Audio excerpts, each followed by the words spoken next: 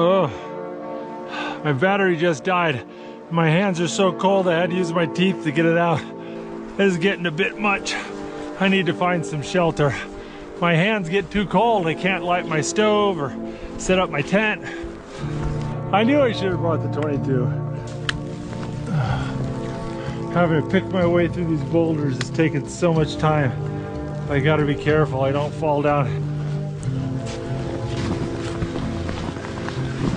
No, I am exhausted. My limbs are numb. It's slick. It's getting dark. It's really easy for me to take a bad fall here. I've got to be careful.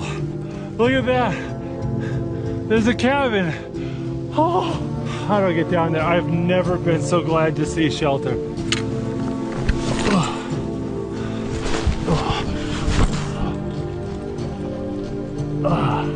That one hurt a little bit.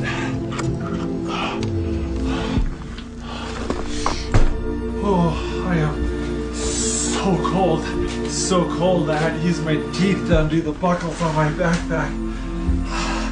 I need to get dry immediately. This is a mountaineering cabin.